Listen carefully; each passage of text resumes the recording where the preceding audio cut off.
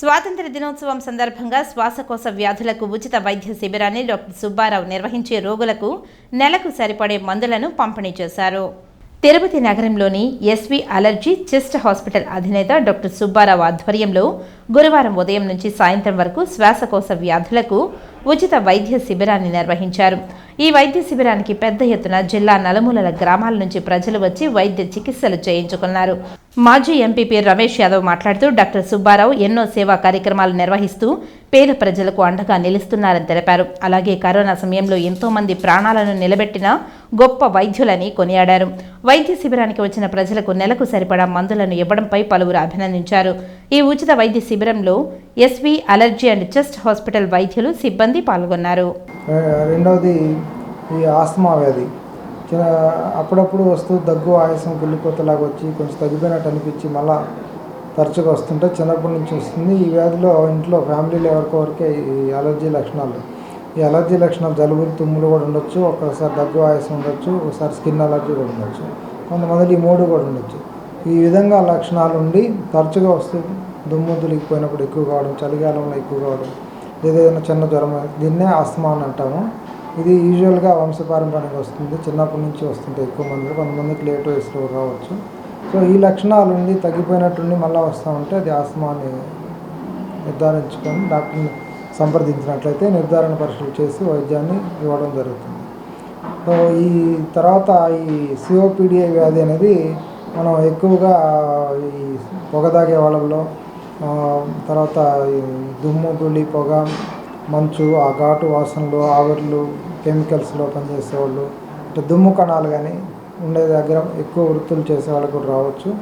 So మన ఇండియాలో తీసుకున్నట్లయితే పాశ్చాత్య దేశాలు అయితే స్మోకింగే ముఖ్య కారణం ఈ సిఓపిడికి.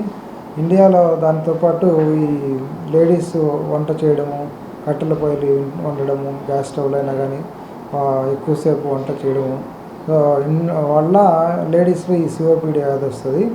అలాగే ఈ దుమ్ము ధూళి వాతావరణ కాలుష్యము, ఇంకా మేము చెప్పినట్టు రకరకాల వృత్తుల్లో ఎక్కడైతే సన్నటి పొడి లాంటి పదార్థం గాలిలో ఎదుగుదలపడితే అటువంటి వాళ్ళు కూడా ఈ సిఓపిడి వ్యాధిని బారిన పడతారు. కాబట్టి ఇది చిన్నప్పటి నుంచి రాదు, యూజువల్గా 35-40 సంవత్సరాల్లో మొదలవుతుంది. దగ్గు ఆయాసంతో మొదలవుతుంది, తరచుగా వస్తూ ప్రోగ్రెసివ్గా ముందు రోజుకి ఎక్కువ చేసి ఇంకా చాలా ఉధృతంగా తయారు లంగ్స్ బాగా వీక్ అయిపోయి ప్రమాదం అయ్యే అవకాశం ఉంటుంది. ఇండిపెండెన్స్ శుభాకాంక్షలు. ఈరోజు గౌరవనీయులు ఎస్వి టెస్ట్ అలర్జీ అధినేత డాక్టర్ సుబ్బారావు గారు ఎన్నో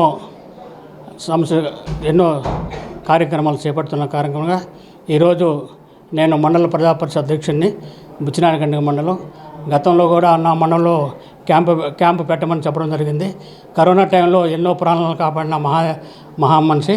ఈరోజు నేను కూడా ఒక పేషెంట్ని, డస్ట్ అలర్జీ ఉన్నది. గతంలో నేను అపోలోలో వెళ్ళి ట్రీట్మెంట్ తీసుకుంటున్నాను.